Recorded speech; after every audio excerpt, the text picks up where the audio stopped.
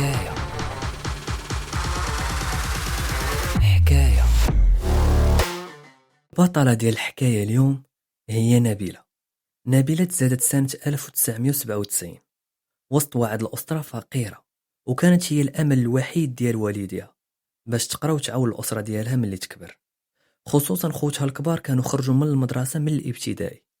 نبيلة بدات الدراسة ديالها في التعليم العمومي، وكانوا الوالدين ديالها كيحاولوا يوفروا ليها كل شيء باش تقرا مزيان، ولو أن الأمور المادية كانت صعيبة بزاف.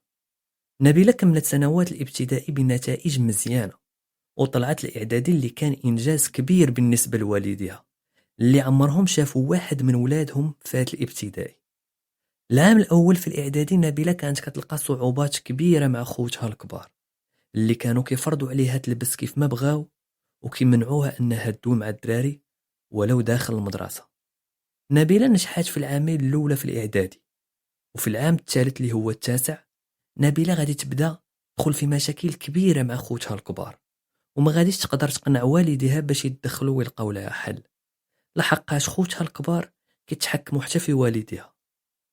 داك العام ديال الكطريام نبيلة نجحات، ولكن جابت معدل اللي ما كانتش باغا، وبقى فيها الحال بزاف حتى انها دوزت شهر في البيت ديالها بلا خروج بسبب داك المعدل اللي جابت. والمشكل الكبير هو ان خوتها كانوا كيضحكوا عليها حيت كيقولوا نجحت وما فرحت وبقات كاعيه. دازوا ليام ونبيلة كتشوف راسها عايشه في واحد البيئه اللي ما تستاهلهاش وما كاين حتى واحد اللي يفهمها. نبيلة عندها المكان الوحيد اللي تقدر تمشي ليه في العطله هو دار خالتها، وتما فين كانت كتدوز العطله ديالها من كانت عندها 8 سنين. نبيلة بدات الثانويه، وبدات كتجيها الرغبه باش تلبس اللباس اللي بغات هي، وباش تبدا تخرج حتى هي كيف ما صحاباتها. ولكن هذا الشيء بالنسبه لنبيلة كان حلم، وحلم صعيب اللي يتحقق مع خوتها. نبيلة كانت انسانه ذكيه، وحاولت تفرغ داك ستريس ديال دارهم في القرايه، داك الشيء اللي خلاها تنجح في العام الاول والثاني ديال الثانويه. في سنه البكالوريا نبيلة غادي تعرف واحد الولد سميتو ايمن اللي حتى هو كان كيقرا مزيان. ايمن غادي يولي هو الصديق القريب ديال نبيلة، ولقات فيه داك الشخص اللي كيفهمها قبل ما تدوي. نبيلة ولات كتكذب على مالين الدار وكتقول لهم انا قاريه في هاد العشيه باش تمشي تتلاقى مع ايمن اللي كان عارف الظروف اللي كتعيش فيها نبيلة، وكان كيحاول يتلاقى بها في بلايص بعيده على المنطقه اللي كتعيش فيها. كانوا كيمشيو لواحد المقهى وتما كيجبدوا الكتوبه ديالهم وكيبقاو يناقشوا، وبعض المرات كيبداو يدويو على شنو غادي يديروا في المستقبل. المهم ايمن ونبيلة ملي كانوا كيتلاقاو كانوا ديما كيدويو على امور عندها علاقه بالقرايه، العلم، او اشنو طاري في الساحه الدوليه. كانوا كيلقاو في بعضياتهم ديك النقطه اللي كتكمل كل واحد فيهم. دازوا الايام وامتحان البكالوريا قرب، وايمن كان كيوجد دائما بوحوث وكيعطيهم لنبيلة. علاش؟ لان نبيلة ما عندها سمارت فون. المهم امتحان البكالوريا سالا، وبعد 30 يوم خرجوا النتائج، وبطبيعه الحال نبيلة وايمن نجحوا بنقطه مزيانه. نبيلة كان عندها خيار واحد وهو لافاك، لحقاش من دارهم لافاك كاين طوبيس واحد، والتكلفه ديال لافاك هي الحاجه الوحيده اللي غادي يقدروا عليها والديها.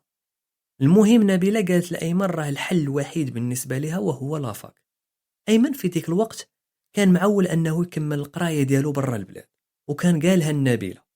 المهم ملي سمع نبيلة غادا دير لافاك تلاقى معها وقال لها أنا راه دفعت برا، وإلا ما قبلونيش حتى أنا غادي ندير لافاك. المهم دازوا ليام وبدات تسجيل في لافاك، ونبيلة مشات مع الوالدة ديالها باش تقيد في لافاك. نبيلة تقيدت في لافاك واختارت شعبة اللغة الإنجليزية اللي كانت كتشوف فيها المستقبل ديالها. دازوا شي ايام وأيمن جاه القبول ديال المدرسة كاينة في الإنجليز، ومشى عند نبيلة وقال ليها الخبار. نبيلة فرحات ليه بزاف، وخا في بالها غادي تفقد واحد الإنسان اللي كيفهمها وكيعاونها بزاف. أيمن قبل ما يمشي عطى نبيلة كادو اللي هو سمارت فون باش يبقاو على تواصل. أيمن مشى للإنجليز، ونبيلة بدات القراية في لافاك اللي ما كانت سهلة، لحقاش نبيلة ما كان عندها حتى واحد كتعرفو، وكانوا خوتها زادوا في الكونترول عليها، ومرة كان واحد في خوتها كيمشي على غفلة عندها لافاك. المهم الأمور زادت صعابت بين نبيلة وخوتها، خصوصا من اللي شافت الحرية اللي كاينة عند البنات اللي كيقراو معاها. من بعد 4 شهور في لافاك الأم ديال نبيلة غادي تتوفى، وفي ذاك النهار نبيلة غادي يكونوا عندها الامتحانات. نبيلة ما فهمت والو ملي رجعت الدار ولقات الام ديالها توفات، وتمنات تكون حتى هي توفات. كانت اظلم واصعب لحظه في حياه نبيلة اللي عمرها توقعاتها غادا طرا.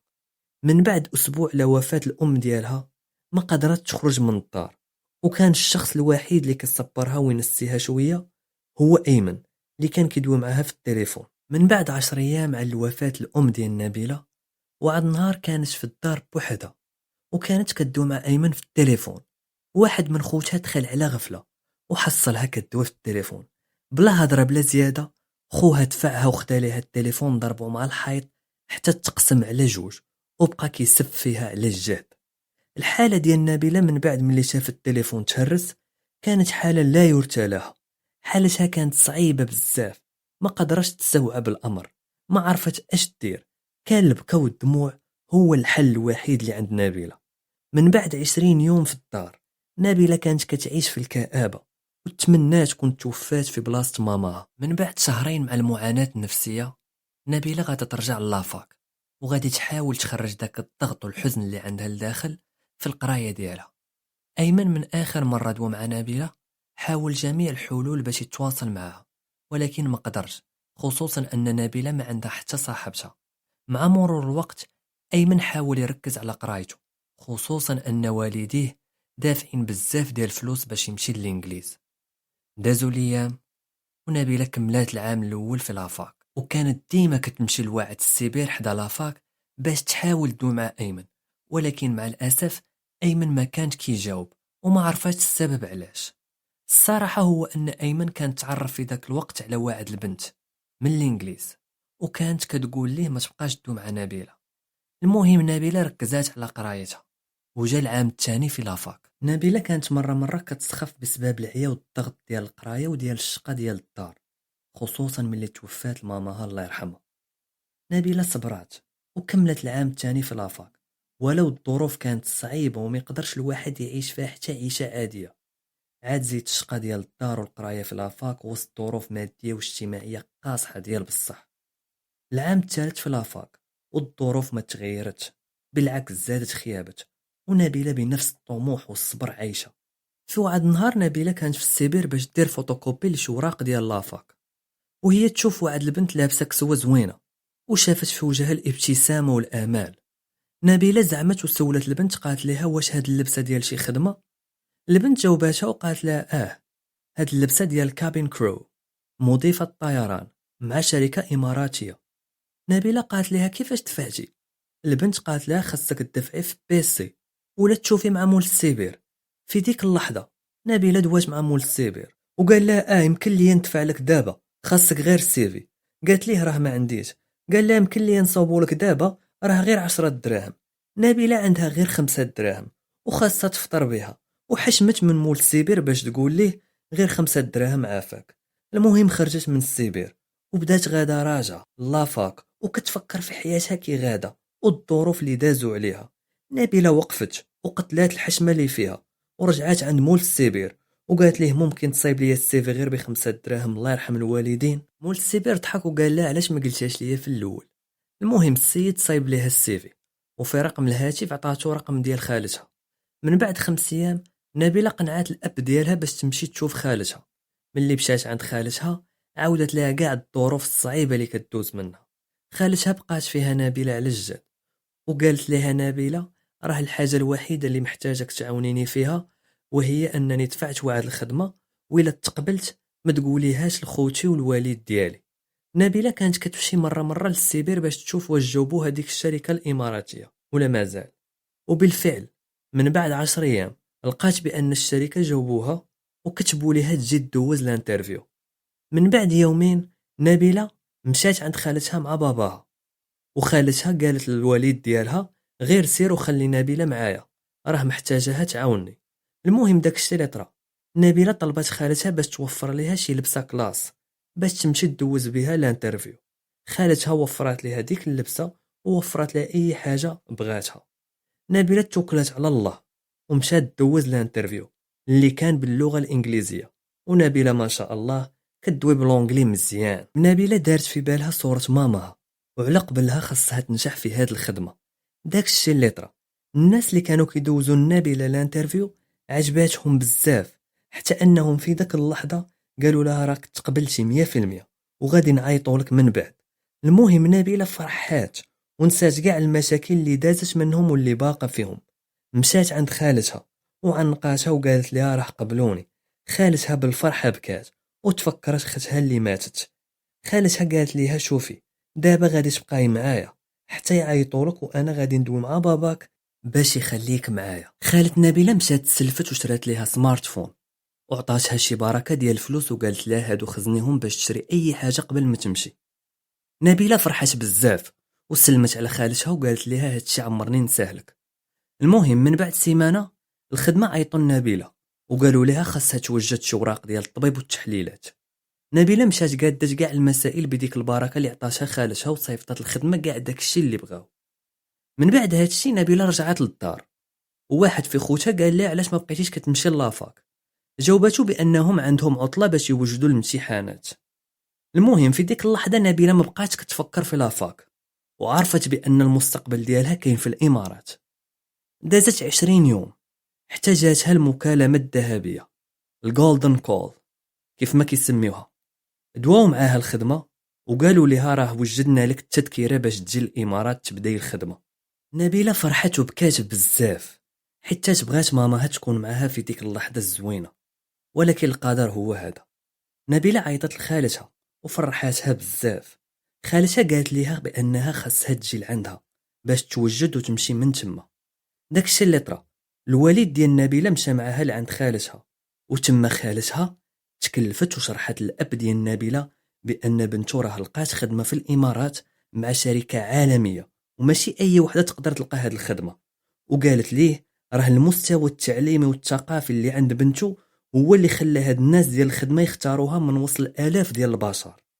من بعد ساعتين ديال الهضره قدرت خالة نبيلة تقنع الاب ديالها، خصوصا من اللي عرف بان بنته غادي تخلص خلصه مزيانه. المهم الاب ديال نبيلة قال لبنته باش تبقى عند خالتها ومن تما توجد وتمشي للامارات حيت خوتها الى ساقوا الخبار راه ما غاديش يخلوها. نبيلة بقات عند خالتها ووجدت كاع داكشي اللي خاصها باش تمشي للامارات. نهار المشيه للامارات جا الاب ديال نبيلة وعنق بنته والدموع في عينه، وخالتها كانت فرحانه بزاف وخا حتى هي بكات ملي سلمت عليها وعنقاتها. نبيلة وصلت الامارات وما صدقت راسها ان هادشي اللي طاري بصح.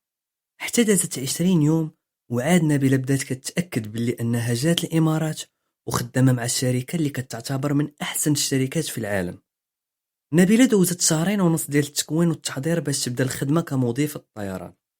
في ديك الوقيته في المغرب خوتها عرفوا باللي ختهم مشات الامارات وما بغاتش تدخل لهم الفكره ديال ان ختهم راه مشات باش تخدم في الشركه بسبب المستوى ديالها.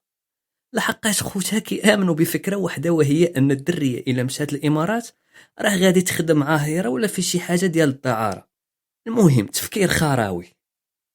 خوتها تخاصموا مع خالتهم ومع الوالد ديالهم. المهم رجعوا عند نبيلة اللي بدات الخدمه ولبسات الحطه اللي كانت كتحلم بها ديال مضيف الطيران. اول رحله دارت نبيلة كانت لدوله السعوديه ومن بعد بدات كدير رحلات لكاع دول العالم تقريبا. نبيلة ما صدقتش المستوى ديال الحياه اللي وصلت ليه، من السيفي ديال 5 دراهم للفنادق 5 نجوم في مدن بحال باغي، فرانكفورت، طوكيو، كوالالمبور، المالديف، مدريد، لوس أنجلوس وزيد وزيد. نبيلة ما وقفتش هنا. ملي كانت كتخدم في الاوف دايز ديالها كانت كتقرا وكتعلم لغات جداد. من بعد 5 شهور في الخدمه نبيلة كانت ديما كدو مع خالتها وباباها.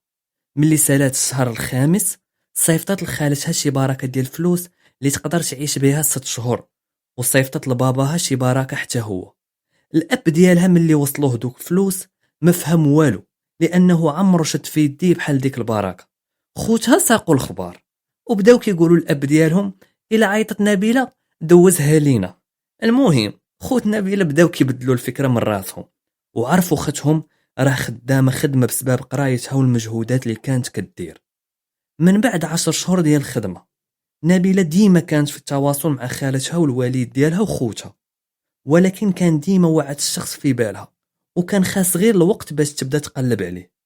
هاد الشخص كان هو ايمن عشير نبيلة في يامات الثانوية. نبيلة إنسانة ذكية، بقات عاقلة على سمية المدرسة اللي كان مشى ليها أيمن.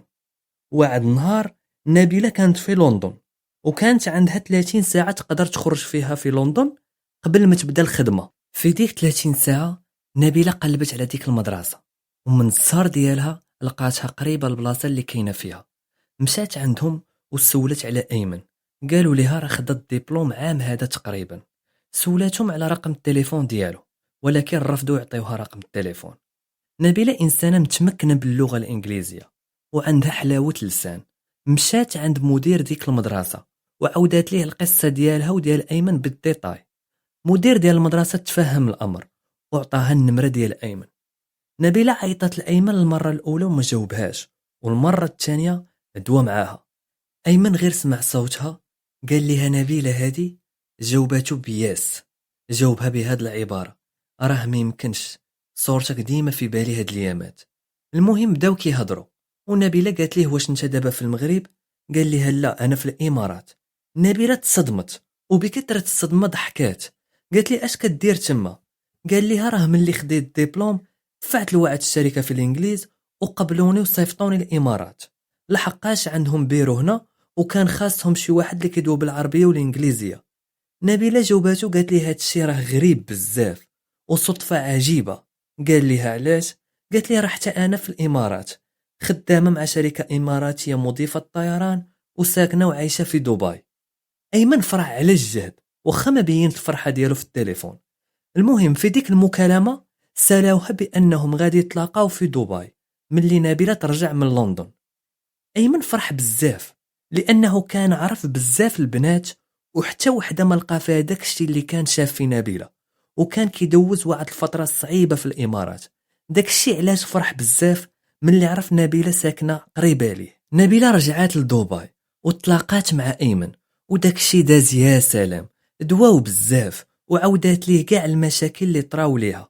وحتى ايمن كان صريح معها وقال لها بانه كان صاحب مع شي دريات اللي ما زادوه والو، وبالعكس داروا ليه المشاكل بزاف.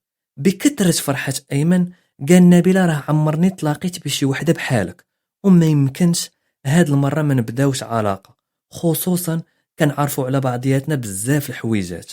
نبيلة حشمت كيف العاده وما كانت كتوقع هادشي. نبيلة انسانه غير نيه، وعمرها فكرت بانها تدخل في علاقه ولا تتزوج بسبب الظروف ديالها، وكان الهم الوحيد ديالها وهو تنقض راسها وتنقض العائله ديالها. ولكن ما قدرش تقول لأيمن لا، وجاوباتو جواب محترم وهو: احنا دابا قراب لبعضياتنا ومع الوقت نشوفوا اش غادي يطرا. ايوا مع الوقت بقى كيدوز، ونبيلة وايمن بقاو كيتلاقاو ديما حتى دخلوا في علاقة غرامية الاساس ديالها الحب، التواصل والاحترام. دازت الايام وايمن قرر يمشي يخطب نبيلة من عند باباه، ومن ورا الخطبة ديالهم ب20 يوم تزوجوا وداروا الحفلة العائلة ديالهم، ومن بعد رجعوا باش يعيشوا في الإمارات. من بعد عامين على زواجهم نبيلة خرجت من الخدمة وولدت بنية سماتها على ماماها الله يرحمها، وكملات فرحتهم ملي راجل نبيلة دار مشروع كبير ديالهم بزوج. ايوا الحكاية ديال اليوم سالت هنايا، وكيف ما كتعرفوا احنا ما كنبغيوش نعطيو الرأي ديالنا في اي حكاية، كيف ما كتوصلنا كيف ما كنوصلوها لكم. وخا البطلة ديال اليوم تميزات بالنية الصافية ديالها وبأنها ما حقدات على حتى واحد، وداك الشيء علاش وصلات وحققت الحلم ديالها. وانتوما شنو بان لكم في هذه الحكاية؟